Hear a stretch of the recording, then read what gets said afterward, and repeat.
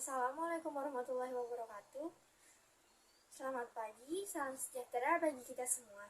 Yang saya hormati, Ibu Kurnia Rahmawati SSMA selaku dosen pengampu pada mata kuliah Bahasa Indonesia, serta teman-teman yang saya sayangi.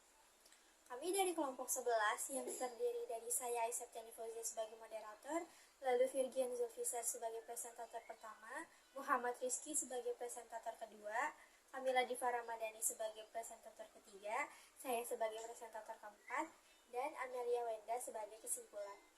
Pada kesempatan kali ini, kami akan mempresentasikan mengenai makalah kami yang berjudul Gaya Bahasa pada Iklan Bidang Kesehatan di YouTube.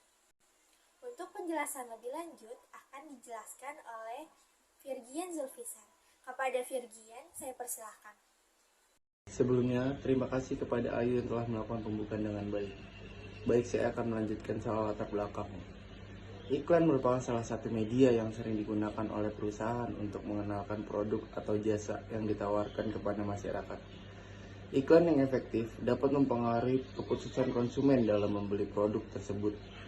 Salah satu platform yang populer untuk mempromosikan iklan adalah YouTube, yang merupakan situs berbagi video terbesar di dunia. Iklan kesehatan di YouTube merupakan salah satu jenis iklan yang sering ditemui. Produk atau jasa yang ditawarkan dapat berupa obat-obatan, suplemen, atau layanan kesehatan lainnya. Baik, untuk presentasi kedua, kepada Muhammad Rizky, saya persilahkan. Metode penelitian. Metode yang digunakan adalah metode deskriptif analitis, yakni dengan menganalisa data berdasarkan bahan yang diperoleh tanpa menambahi dan mengurangi, kemudian menganalisanya. Tujuan penelitian untuk mengetahui gaya bahasa dalam iklan bidang kesehatan di YouTube. Rumusan masalah. Gaya bahasa apa saja yang muncul dalam iklan bidang kesehatan di YouTube dan apa makna dari gaya bahasa tersebut. Pengertian gaya bahasa.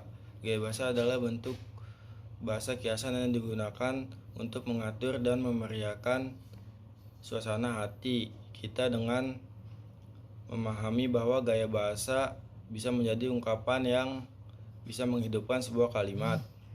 Gaya bahasa menyimpang dari arti kata yang biasa.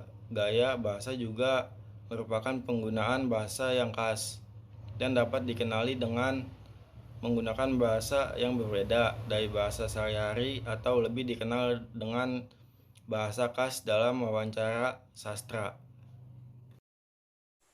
Baik, untuk presentasi selanjutnya, kepada Kamila Diva Ramadhani, saya persilakan. Jenis-jenis majas. Majas adalah gaya bahasa dalam sastra yang digunakan untuk menyampaikan suatu makna atau perasaan dalam bahasa yang unik, imajinatif, dan kreatif maupun berupa kiasan. Majas ada 4. Yang pertama, majas perbandingan.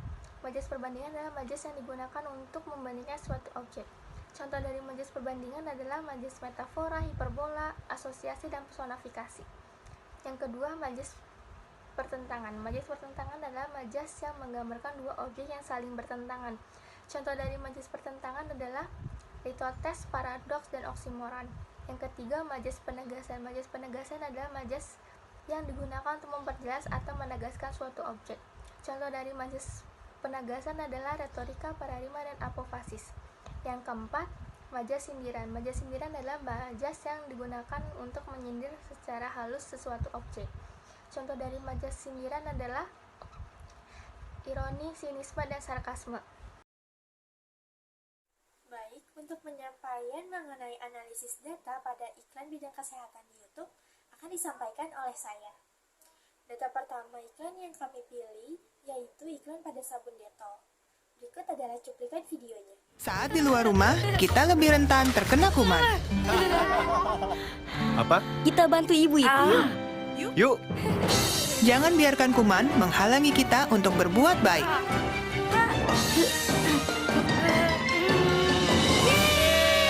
Putuskan rantai penyebaran kuman.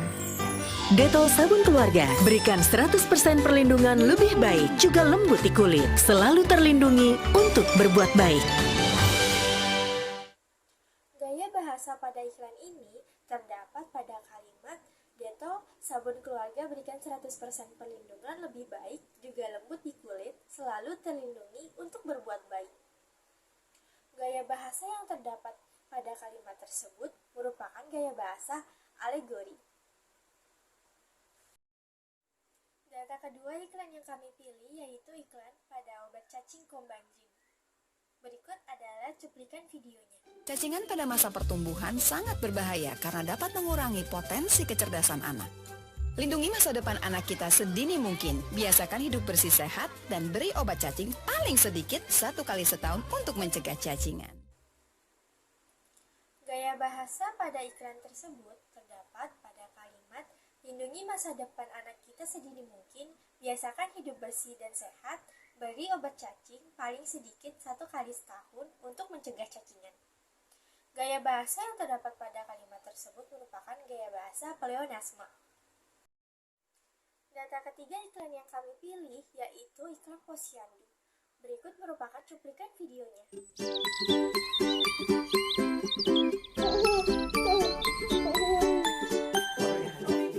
Selamat pagi ibu-ibu. Kok bapak-bapak mau sih antar bayi ke posyandu? Karena posyandu penting untuk memantau tumbuh kembang anak. Bagus sekali. Pak, buku KIA-nya. Nah, ini baru bapak kekinian. Yuk ajak anak kita ke posyandu setiap bulan. Gaya bahasa pada iklan ini terdapat pada kalimat karena posyandu penting ini Bu untuk memantau tumbuh kembang anak. Gaya bahasa yang terdapat pada iklan tersebut merupakan gaya bahasa pleonasme. Baiklah teman-teman semua, demikianlah hasil presentasi kami pada hari ini terkait gaya bahasa pada iklan bidang kesehatan di YouTube. Sebelum saya menutup presentasi ini, untuk teman saya akan menyampaikan kesimpulannya. Kepada Amelia Wenda, saya persilahkan. Di sini saya akan menjelaskan tentang kesimpulan iklan. Iklan merupakan salah satu media yang sering digunakan perusahaan untuk memperkenalkan produk atau jasa yang ditawarkan kepada masyarakat. Gaya bahasa adalah penggunaan bahasa yang khas dan dapat dikenali menggunakan bahasa yang berbeda dari bahasa sehari-hari atau lebih dikenali dengan bahasa khas dalam wacana sastra. Terima kasih kepada Ibu Dosen Kurnia Rahmawati SSMA selaku dosen pengampu pada mata kuliah Bahasa Indonesia. Dan juga terima kasih kepada teman-teman semua yang sudah menyimak hingga akhir. Harapannya, dari apa yang kami sampaikan bisa bermanfaat untuk kedepannya. Karena dirasa materi yang kami sampaikan sudah cukup, maka saya akhiri. Wassalamualaikum warahmatullahi wabarakatuh.